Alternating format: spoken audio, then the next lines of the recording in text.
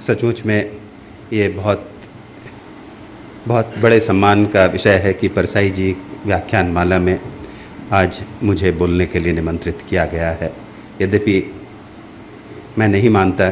कि मुझ में ऐसी कोई बात है कि मैं जो अभी तक इस व्याख्यान माला में जो लोग बोल चुके हैं उनके समकक्ष या वैसी कोई बात कह सकूं। इतना ज़रूर है कि अन्य काफ़ी लोगों के अलावा मुझे भी परसाई जी को थोड़ा बहुत जानने का मौका मिला। करीब 20 वर्ष से मैं उनको जानता था और विशेष करके जब भी जबलपुर जाना होता था, जबलपुर जाना मेरा काफ़ी नियमित था क्योंकि मेरी ससुराल वहाँ पे थी। वहाँ पर जब भी खास करके एक और जो हमारे बीच न रहे मायाराम जी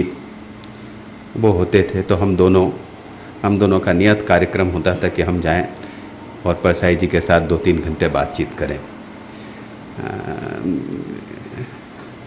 वे एक अद्भुत काठी के व्यक्तित्व थे। वैसे लोग अब बहुत कम होते हैं। वे उन लोगों में थे जिसको मैं सोचता हूँ पूरे हमारे आज़ादी की संघर्ष, हमारे आज़ादी की जो हमारी अवधारणा थी उसने तैयार किया था और वे आजीवन उन्हीं चीज़ों से उलझते रहे। मैंने उनको कभी भी किसी तरह से निराश नहीं देखा, बावजूद इसके कि वे काफ़ी तीखा व्यंग्य लिखते थे, पर उनकी उम्मीद में, मनुष्य के प्रति उनकी उम्मीद में, इस देश के प्रति उनकी उम्मीद में कभी मैंने किसी तरह की कमी नहीं देखी। उनके साथ जब भी जितना समय मैंने बिताया, हमेशा कुछ न कुछ नया सीखकर और कम से कम जो भी चीज़ मैं कर रहा हूँ उसके प्रति और ज़्यादा उत्साहित होकर मैं लौटा।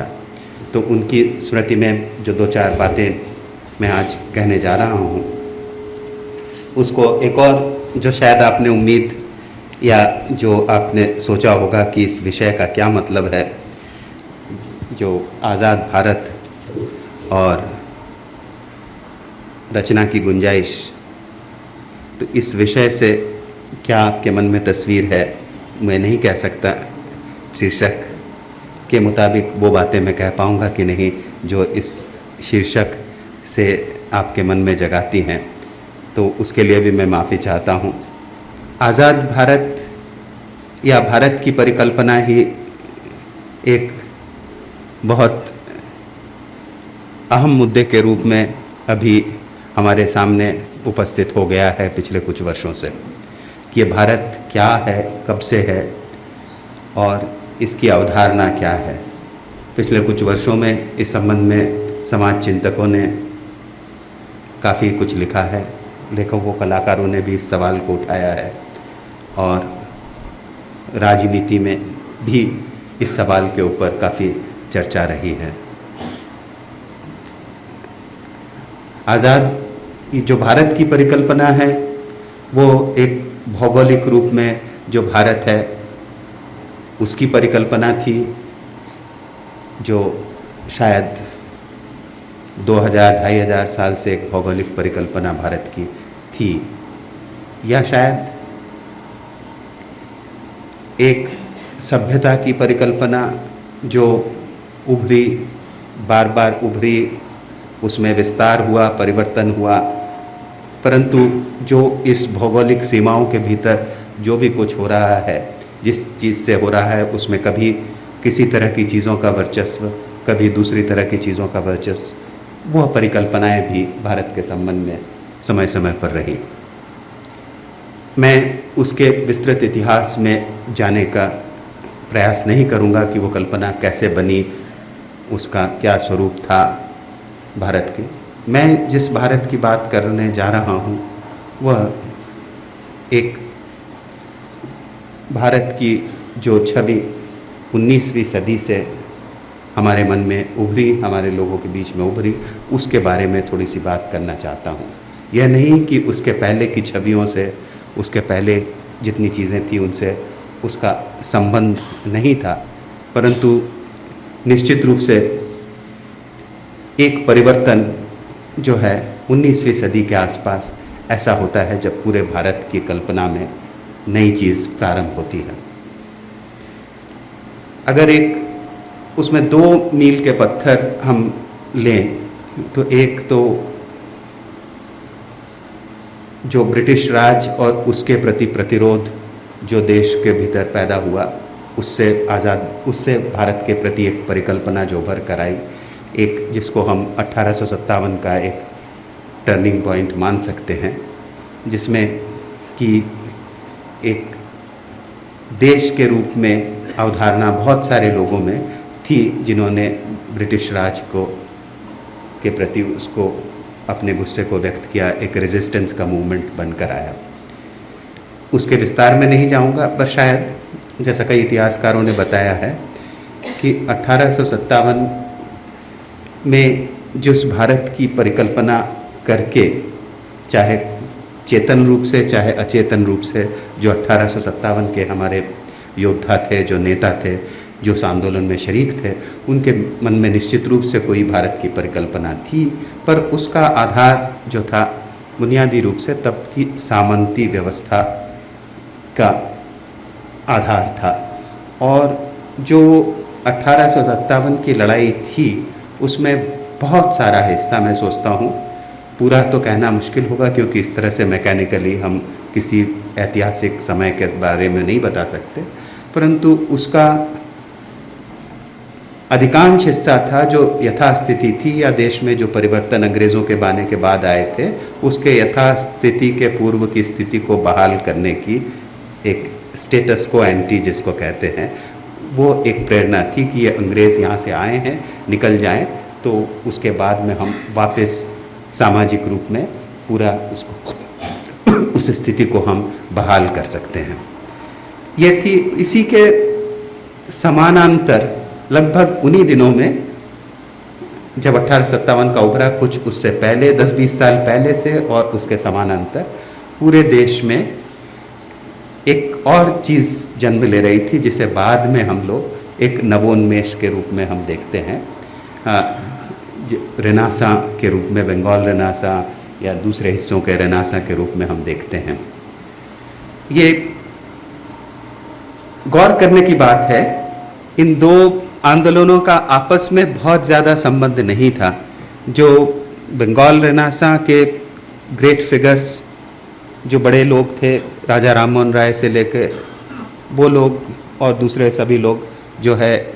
ये 1857 से बहुत ज़्यादा उत्तेजित या प्रेरित नहीं थे। 1857 की लड़ाई दूसरे तरह की थी और इन लोगों की जो सोच परिकल्पना थी ये थोड़े दूसरे तरह की थी। इन लोगों का सोच में भी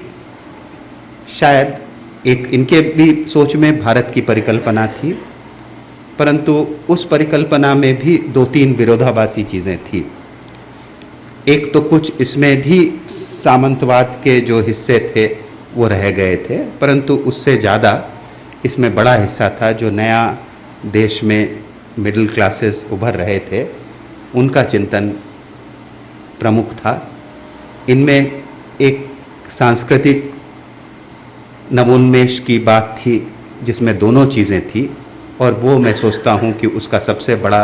पॉजिटिव अगर कोई सी चीज़ उस पीरियड की थी, उस नवोन्मेष की, जो एक द्वंद्वात्मक थी कि इस नवोन्मेष में वो हमारी संस्कृति या हमारे देश के उसके पहले के इतिहास की बहुत सारी चीज़ों को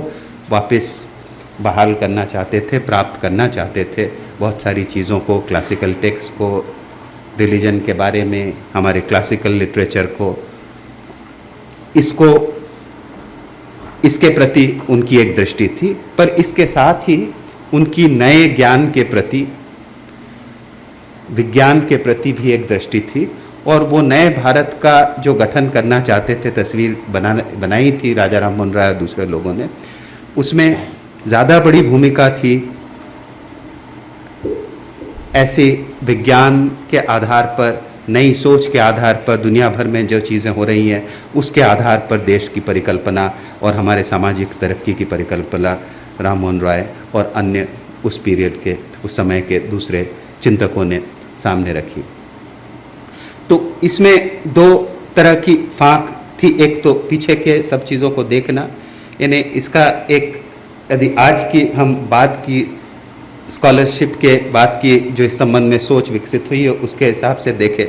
तो ये एक समानांतर जो एक, जिसको बाद में ओरिएंटलिज्म कहा गया है, जो उनकी तरफ से, अंग्रेज़ों की तरफ से या विदेशियों की तरफ से जिसको पूर्ववाद या ओरिएंटलिज्म कहें, उसका भीतरी पहलू हमारी ओर से यह था ओरिएंटलिज्म का कि हमने भी अपनी क्लासिकल टेक्स्ट, पुरानी चीज़ों, सब चीज़ों को देखना चालू किया। परंतु उस ओरिएंटलिज्म से इसके खास करके नवोन्मेष के जो ज़्यादा कर्मठ, ज़्यादा समझदार, ज़्यादा दूरदर्शी लोग थे, उसमें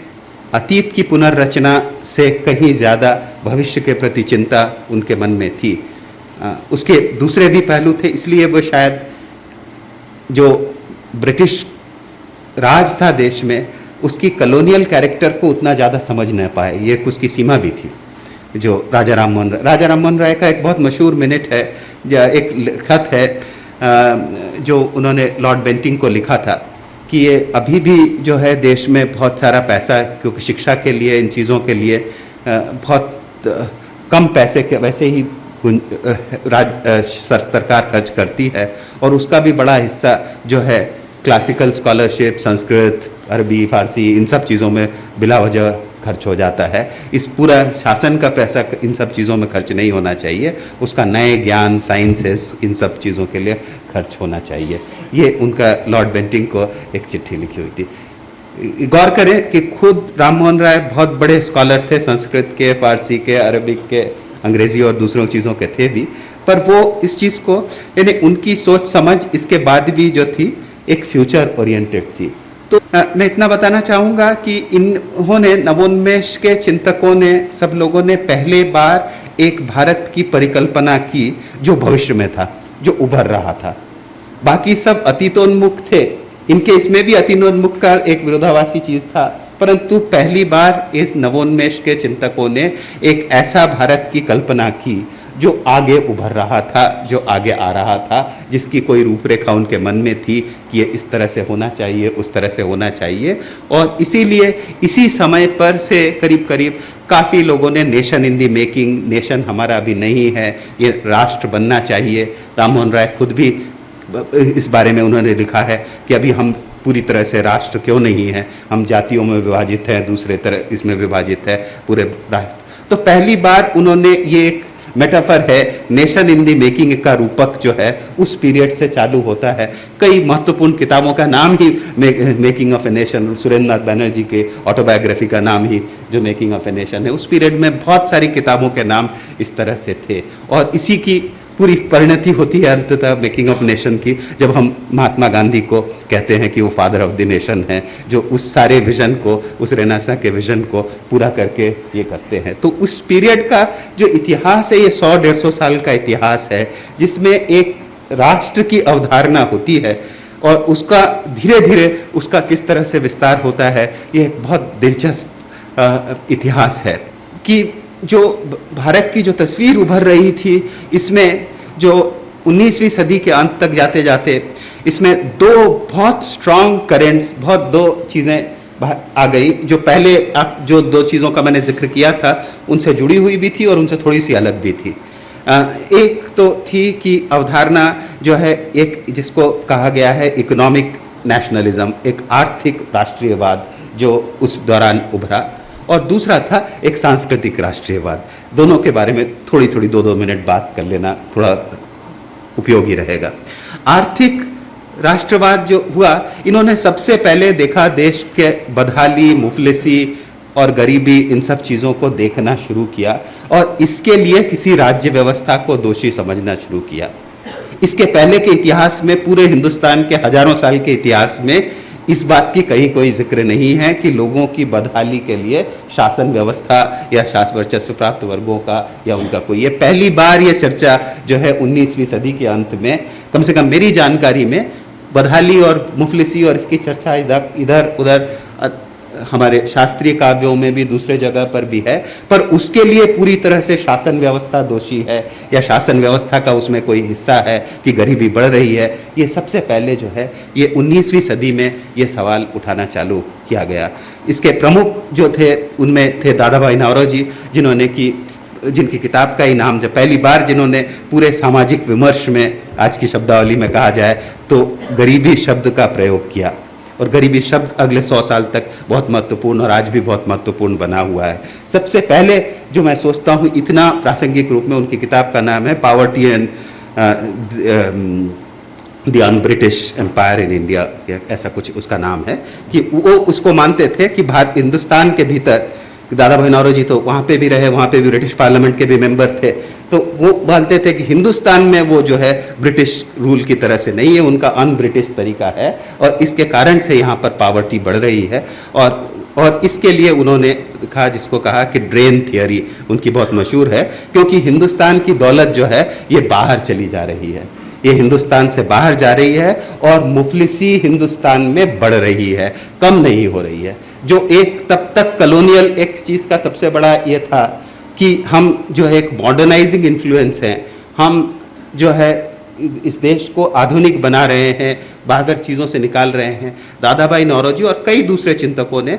उस समय पहली बार इस सवाल को बहुत महत्वपूर्ण तरीके से रखा कि नहीं, इसका विरोधाभासी स्वरूप है जो ब्रिटिश कर रहे हैं, देश में मॉडर्नाइज कर रहे हैं, इससे देश का नुकसान भी हो रहा है। जो चीज़ फायदे की है उसका जो उन्होंने समझा उसका गुणगान भी किया, परंतु उसका उन्होंने बहुत तीखी आलोचना भी की। जो यही चीज़ जो ये इकोनॉमिक नेशनलिज्म बाद में डेवलप होता है, जिसके 2-3 महत्वपूर्ण थिंकर जो थे, आर.सी. दत्त साहब जिन्होंने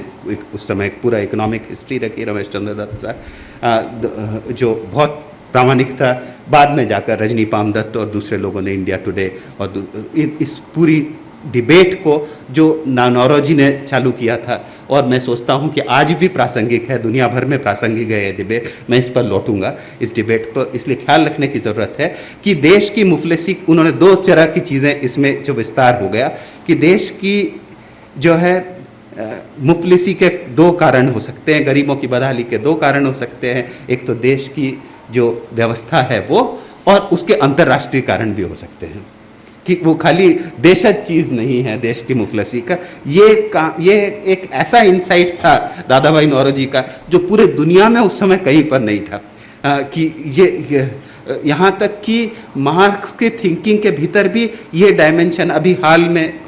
इसका मैं कभी समय मिलेगा तो मैं जिक्र करूँगा, अभी कुछ यंग स्कॉलर्स ने इसके भीतर काम किया है कि कॉलोनियलिज्म की समझ की मार्क्स के उसमें कमी के कारण से जो है उन्होंने इस हिस्से को नहीं समझा। उत्साह पटनायक का खास करके अभी जो बहुत अच्छा उन्होंने वो लिखा है, यदि समय रहा तो मैं उसका भी जिक्र करूँगा। तो ये इंसाइट्स जो हमारे वो रेनेसां से चलने वाले और जो 19th सेंचुरी से जो चालू हुआ इकोनॉमिक नेशनलिज्म, आर्थिक राष्ट्रवाद, उसकी एक बहुत महत्वपूर्ण समझ थी कि देश के भीतर जो मुफलिसी, गरीबी, असमानता, जितनी तमाम चीज़ें हैं, जितने भी दूसरी तरह की समस्याएं हैं, इसके लिए समाज के अलावा जो है राष्ट्र में जो सरकार की व्यवस्था है वो जिम्मेदार है, और उसके सूत्र जो है देश में ही नहीं देश के बाहर भी हैं। ये एक चीज़। इसके साथ ही दूसरा जो पहली दोनों चीज़ों से जुड़ा हुआ था वो सांस्कृतिक नेशनलिज्म। सांस्कृतिक उसमें 2 तरह की चीज़ें हुई जो देखना का लोगों ने उस समय चालू किया। एक तो ये चीज़ बल्कि पहले हम लोग बहुत महान थे और इसके कारण से हम लोग, हमारे ब्रिटिश राज के कारण से हमारी बदहाली हो गई, हमारी सांस्कृतिक रूप से विपन्नता बढ़ी है, हमारी चीज़ें नष्ट हुई हैं, खराब हुई हैं। इस तरह की दृष्टियाँ, इस तरह की बहुत सारी बातें थी, और इसमें से ये तो अमूमन दोनों तरह के जो सांस्कृतिक नेशनलिज्म था दोनों में थी कि वो देख रहे थे कि ब्रिटिश प्रेजेंस को देश में जो इससे ये सांस्कृतिक इसको नष्ट भी कर रही है, हमारी सांस्कृतिक संपदा को भी नष्ट कर रही है, बावजूद इसके कि इसमें एक तरह का ओरिएंटलिज्म, और मैं जिक्र करूँगा कि किस तरह के स्ट्रक्चर्स उन्होंने सांस्कृतिक उसको संरक्षित करने के लिए बनाए। पर इसमें जो फाँक थी वो एक थी कि एक इसके कारण से जो है बिल्कुल पहले की स्थिति बहाल करना चाहते थे देश में, सांस्कृतिक उसको, कि हमारा देश सोने की चिड़िया था, या उसमें इस तरह की चीज़ें थी, दूध दही की नदियाँ बहती थी, ऐसा कोई हिंदुस्तान की उन्होंने रचना की, या हमारा सब चीज़ ज्ञान जो है हमारे शास्त्रीय ग्रंथों में उपलब्ध है, उनकी ओर वापस जाएं, उनकी ओर देखें, हम कहाँ गिर गए हैं, कहाँ और गिरेंगे, किस तरह से होंगे, ये एक उसका धारणा, एक सांस्कृतिक उसकी ये थी। दूसरी उसकी थी जो इसी समय चालू हुई, और ये बहुत महत्वपूर्ण है, जिसने एक सचेतन रूप से ये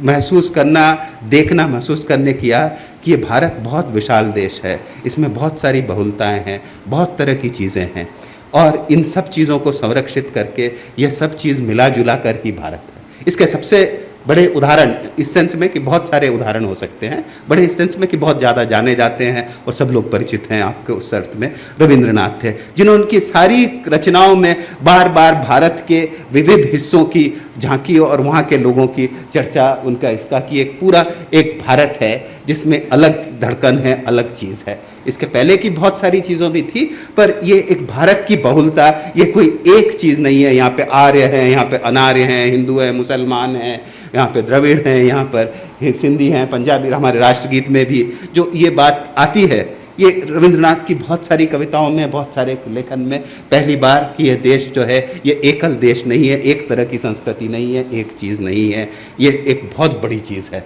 इस देश में। तो ये एक सांस्कृतिक बहुलता जिसकी बात हम आज करते हैं, ये सारी डिबेट्स आज भी उतनी प्रासंगिक है। ये भी, इसकी भी कंटूर्स, इसकी भी जितनी भी चीज़ें थी, ये निर्धारित उस समय पे हो गई थी। तो मैंने दो चीज़ें कही कि उस समय दो ये प्रमुख, हमारी आज़ादी की लड़ाई जो टर्न ऑफ द सेंचुरी में, हमारे 20वीं सदी की शुरुआत में जो देश में थी, उसमें ये दो बहुत महत्वपूर्ण चीज़ें एक साथ हो रही थी। एक सांस्कृतिक हमारा राष्ट्रीयवाद उभर रहा था, और दूसरा एक आर्थिक राष्ट्रवाद, दोनों चीज़ों को लेकर उभर रहा था। इन्होंने, जैसा कि मैंने पहले जिक्र किया था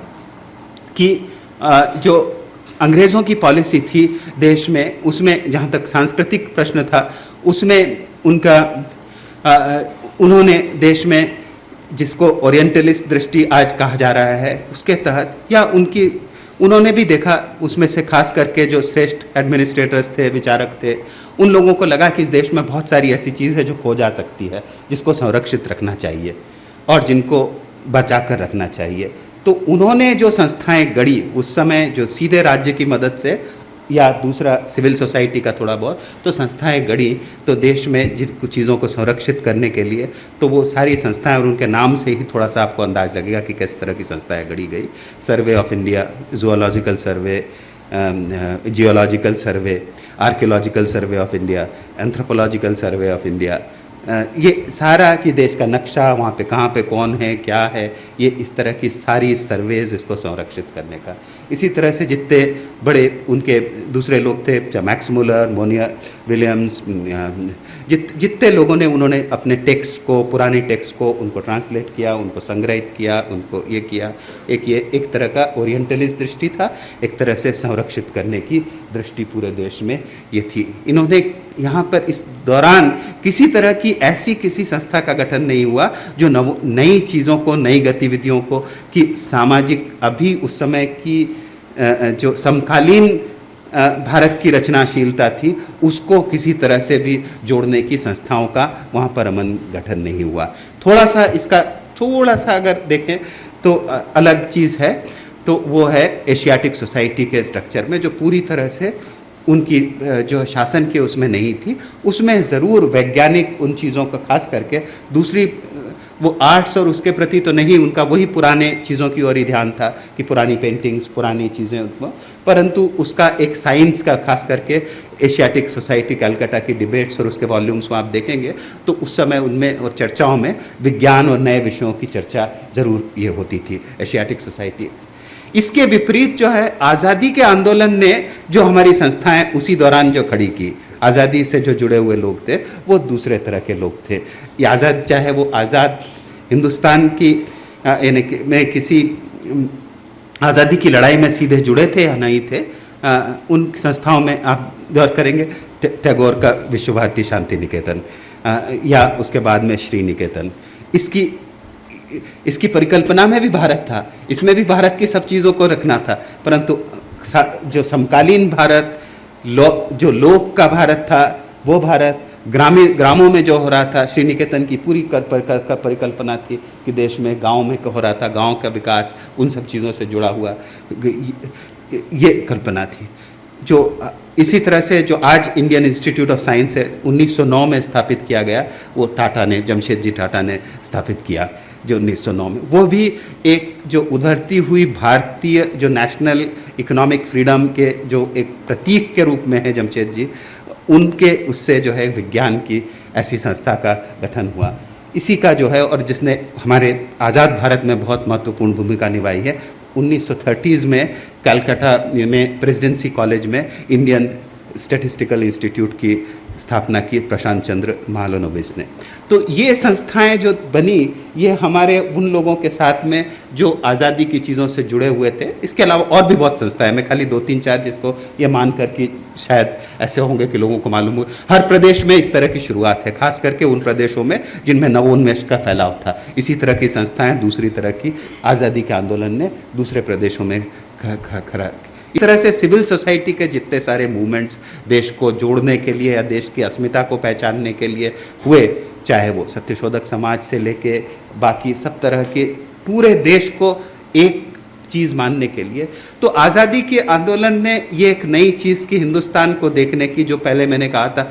भविष्योन्मुखी हिंदुस्तान को देखने की जो हमको शुरुआत दी, वो हमारे जो सांस्कृतिक संस्थाएं भी उस समय गढ़ी, वो सब भी भविष्योन्मुखी थी, उनमें अतीतोन्मुखी नहीं थी। जो ब्रिटिश ने जितनी सारी यहाँ पर कायम की, उनका मेन फोकस था अतीत था, कंजर्वेशन था, उनको बनाए रखा जाए, इनको किया जाए। हमारे सबसे पहले जो है भविष्योन्मुखी संस्थाओं का गठन जो है हमारे इसमें किया, और इस सब में एक जो कॉमन जुड़ी हुई चीज़ थी, जो एक लगातार जुड़ी हुई चीज़ थी कि भारत में सब लोग नागरिक हैं, सबको नागरिकता का अधिकार है, सब लोग बराबर हैं, औरत मर्द, हिंदू मुसलमान, इस जाति का नीची जाति का ऊपर जाति का। ये 100 साल के भीतर ये पूरा इतिहास जो उसके पहले का था, अब कोई भी सिद्धांत के स्तर पे ये लड़ाई लड़ने की स्थिति में नहीं है कि इन चीज़ों को कोई करे, इन चीज़ों को किसी तरह से चुनौती दी जा सके। और ये आपको मैं खाली जिक्र इसलिए कर रहा हूँ कि ये कोई बहुत आकस्मिक रूप से नहीं हुआ है, और स्वाभाविक इस तरह से भी नहीं हुआ है कि ये तो आधुनिकीकरण की प्रक्रिया में शामिल है, दुनिया भर में हो गया इसलिए हिंदुस्तान में भी हो गया, निश्चित रूप से नहीं हुआ। जो पूरे जो पश्चिमी देशों में जितने भी राष्ट्रों का गठन हुआ, वह वहाँ पर बूर्जुआ तंत्र के उसका फलीभूत होने के बाद में सब तमाम देशों का हुआ, और वहाँ पर प्रजातांत्रिक अधिकारों का विस्तार हुआ है। 20वीं सदी के शुरुआत तक अधिकांश देशों में, सभी देशों में, किसी भी देश में जो है यूनिवर्सल एडल्ट फ्रेंचाइज नहीं था। वो अपने आप को डेमोक्रेसी कहते थे, परंतु सब लोगों को बराबर वोट देने का हक नहीं था। जो सफ्रेजेटी मूवमेंट और सब चीज़ों में ये हुआ। हमारी आज़ादी की लड़ाई ने, न केवल हमारे संविधान ने जो अभी 40-50 साल और आगे है, आज़ादी की लड़ाई ने पहले दिन से उन अधिकारों को मान्य किया जिनको अब दुनिया भर में मान्य किया जाता है। पहले दिन से हमारे नेताओं ने कहा कि जो है ये औरत मर्द बराबर हैं, सब लोग बराबर हैं, उसमें कोई पढ़ने, ये कॉन्स्टिट्यूएंसीज जो बनेगी वो ऐसा नहीं कि पढ़े लिखे लोग, ब्रिटिश ऐसे बना रहे थे कि उसके, हमारे शुरुआत से धारणा ये थी कि सब लोग चाहे पढ़े लिखे हो, चाहे निरक्षर हो, चाहे कहीं पर हो, गांव में हो, जंगल में हो, सब हमारी आज़ादी की परिकल्पना में सब हिंदुस्तानी थे, सबको बराबरी का हक था, चाहे औरत हो मर्द हो, कोई सी जाति का हो, दूर छिपा हुआ हो। तो ये एक जो है एक नए हिंदुस्तान की परिकल्पना जो मैं कहना चाह रहा हूँ, ये इस दौरान हुई। उस परिकल्पना के कारण से जो एक कि ये रचनात्मक उन्मेष जो हुआ, ये इसी कारण से हुआ कि ऐसी गुंजाइश, जो ऐसी अवधारणा हमने हिंदुस्तान की पहले बार बनाई, तो इसके कारण से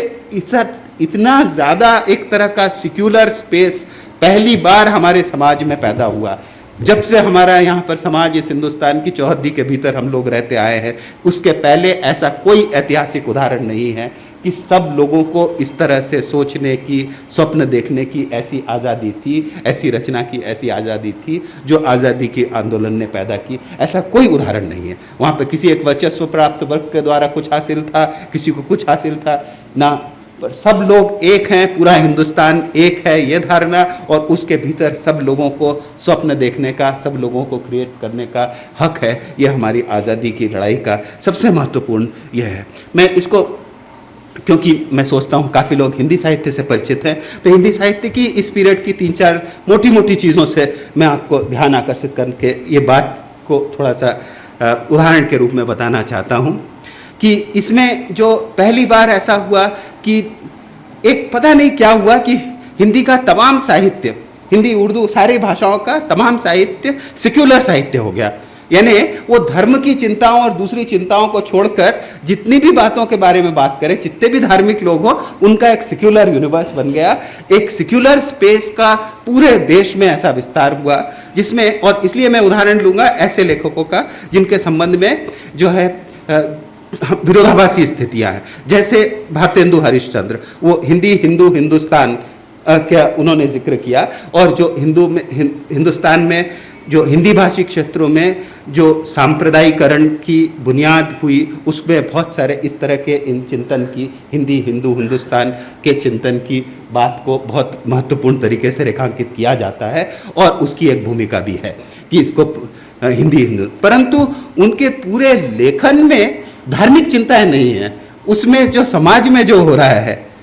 मनुष्य क्या कर रहा है, एक दूसरे से व्यवहार में क्या कर रहा है, उनकी चिंताओं का संसार में धर्म की बात नहीं है। ये एक सेक्युलराइजेशन उनके उसमें भी हो गया। इसी तरह से मैथिली शरण गुप्त, जो बहुत एक वैष्णव लेखक, और उन्होंने राम कथा, जो राम की बात कहने से ही कवि बन जाता है, से इस तरह की बात उन्होंने कही, परंतु उनका भी यदि आप देखें तो उनका डिस्कोर्स में उन्होंने जरूर धार्मिक चीज़ों का जिक्र किया, परंतु उसके बाद भी उनका वैष्णव होना या उनका महज राष्ट्रभक्त होना ये नहीं, उनके दूसरी तरह की चिंताएं थी, जिसमें कि जेंडर को लेके उनकी सबसे बड़ी चिंता है कि महिलाओं को उपेक्षिता नारी की उन्होंने बहाल किया। ये भी एक बहुत रेनेसां थीम है जो सबसे पहले मैथिली शरण गुप्त ने बहुत बड़ी तरीके से इसमें उठाया। और इसमें भी मैं जो रेखांकित करना चाहता हूँ कि बात जो ये आखिर किसकी बात है, जो साकेत में उर्मिला की बात है, ये कौन है उर्मिला? ये क्या खाली वो जो है राम और लक्ष्मण जो चले जाते हैं उनकी पत्नी है, या वो हजारों लोग जो आज़ादी की लड़ाई में जुड़ रहे थे उनके घरों में उर्मिला रह रही थी, और किसी की सीता उनके साथ में भी जेल जा रही थी? ये उन तमाम लोगों का, अब इसको पूरे उस रूपक की तरह से देखिए तो ये पूरा एक दूसरे तरीके से इसका, यदि वो कहते हैं कि सखी वे मुझसे कहकर जाते तो क्या मुझको अपनी पद भाता ही पाते, ये पूरे हमारे स्वतंत्रता संग्राम में जो जुड़ रहे थे लोग जो थे, जितने भी सबके, उन लोगों की सबकी ये खाली बुद्ध की बात नहीं है, उस जमाने की एक बात नहीं है, ये पुनर्रचना, ये उस पूरे देश के उस चिंतन के बाद। ये तो मैं इसलिए मैं रेखांकित करना चाहता हूँ कि वो मैथिली शरण गुप्त और भारतेंदु हरिश्चंद्र ऐसे उदाहरण नहीं हैं जिनमें विरोधाभास नहीं है, या जिनके बारे में दूसरे तरह की बातें नहीं कही जा सकती। जहाँ तक दूसरे लोगों का प्रश्न है, उनमें तो ये चीज़ और ज़्यादा आ जाती है। बाद में आकर रिलीजियस थीम्स का बहुत सारे लोग उपयोग किया है हमारे हिंदी लेखन में, परंतु उन्होंने धीरे धीरे प्रसाद में, कामायनी में, इसमें ये पूरा जो है ये एक इंटेलेक्चुअल डिस्कोर्स, एक पूरा एक सेक्युलर डिस्कोर्स है कि माइंड, जो बुद्धि, श्रद्धा, इच्छाएं, इन सब चीज़ों का जो उस ज़माने की सारी डिस्कोर्स जो थी दुनिया भर में, उनको उन्होंने एक रूपक के मार्फत से उन्होंने इन सब चीज़ों को किया। उसके कंसर्न्स भी एक तरह के सेक्युलर, उस दुनिया के उस समय का सेक्युलर है। निराला, जिन्होंने काफ़ी धार्मिक थीम्स पर लिखा, वो सारे के सारे निराला के एक तरह से उसमें विरोधाभास है, उसमें अंतर्द्वंद है, पर वो एक मेटाफर है उस समय का, एक रूपक की तरह से आज़ादी की लड़ाई का, जो एक, जैसे राम की शक्ति पूजा का एक उदाहरण लें, पूरे आज़ादी के दौरान में एक थीम जो आप उस समय के अखबारों में, स्पीचेस में, दूसरे भी चीज़ों में देखेंगे कि देश आपसे जो कुर्बानी मांगता है, सुप्रीम सैक्रिफाइस मांगता है, ये पूरे उस पीरियड पे बहुत बार बार लोगों ने सुप्रीम सैक्रिफाइस, त्याग और उसकी बात कही है। उसी के साथ जुड़ा हुआ जो है अल्टीमेटली वो सुप्रीम सैक्रिफाइस क्या चीज़ है, जो राम का जो शक्ति पूजा क्या है, राम का सुप्रीम सेक्रीफाइस के उस थीम तक जो लेकर आते हैं, ये उसका एक बहुत असाधारण मेटाफर उस पीरियड का है। और हम उसकी पूरी उसको ताकत को उस कविता की हम नहीं समझ सकते जब तक हम उसको पूरे के आज़ादी के लड़ाई के और उस समय जितनी चीज़ें हो रही थी उसके एक रूपक के पहले को, और ऐसे रूपक के उसमें जिसने कवि ने अपनी आँच में, अपने कवित्व की आँच में इस तरह से पकाया है कि उसमें आप फ़र्क करके अलग अलग टुकड़ों में करके ना देख सके, क्योंकि कवि ने तो कभी डिकन्स्ट्रक्शनिस्ट के लिए नहीं लिखा, वो तो हम लोगों की मजबूरी है कि हमको उसको डिकन्स्ट्रक्ट करके इस तरह से बताना पड़ेगा। तो कवि ने उसको अपने अनुभव की, अपनी कवित्व की आँच में किया, परंतु इन थीम्स को उसमें निश्चित रूप से देखा जा सकता है। महादेवी का इसमें तो पूरा जो है, महादेवी का पूरा लेखन ही जो है ये जेंडर का, इसका ये खाली रहस्यवाद और उसका सवाल नहीं, और आज की काफ़ी स्कॉलरशिप इस सवाल पर जा रही है जो जेंडर क्या इसके बात कहती है दूसरे तरह से कर उस सिक्युलर स्पेस का इस्तेमाल करती हैं, वो खाली रहस्यवादी बात या उन बातों का वो नहीं करती। उनकी मेरे को ठीक से पंक्तियाँ याद नहीं आई, मैं पूरी कविता एक ज़माने में उसको याद रहती थी। उसका आखिरी कुछ पंक्तियाँ इस तरह से है, स्वप्न लोक के फूलों से कर अपने जीवन का निर्माण, अमर हमारा राज्य सोचते हैं जब मेरे पागल प्राण, आकर तब अज्ञात देश से जाने किसकी मृदु झंकार, कह जाती है मृदुल शरों में कितना पागल है संसार। ये कौन से पागल संसार की बात कर रही है, कौन से अमर राज्य की बात कर रही हैं? ये कविता शुरुआत होती है निश्वासों का निर्निशा का बन जाता है, वो बड़ी छायावादी है और उसमें लगती है, परंतु ये भी उस पूरे उसका, और जो दुनिया भर में औरतों की आज़ादी का, जेंडर की लड़ाई का, इसके एक टेक्स्ट की तरह से इस पूरी कविता की मैं सोचता हूँ, स्मरण से ही मैं व्याख्या कर रहा हूँ, क्योंकि बहुत पहले मैंने बचपन में पढ़ी थी कविता, आज यहाँ की तैयारी करते समय मेरे दिमाग में कौन थी, तो मैंने इसका जिक्र कर लिया। तो मैं ये हिंदी साहित्य से ये दिया कि ये मानकर, और मैंने जानबूझकर ऐसे लेखकों का जिक्र नहीं किया जिनका तो जिक्र किया ही जाता है, प्रेमचंद है या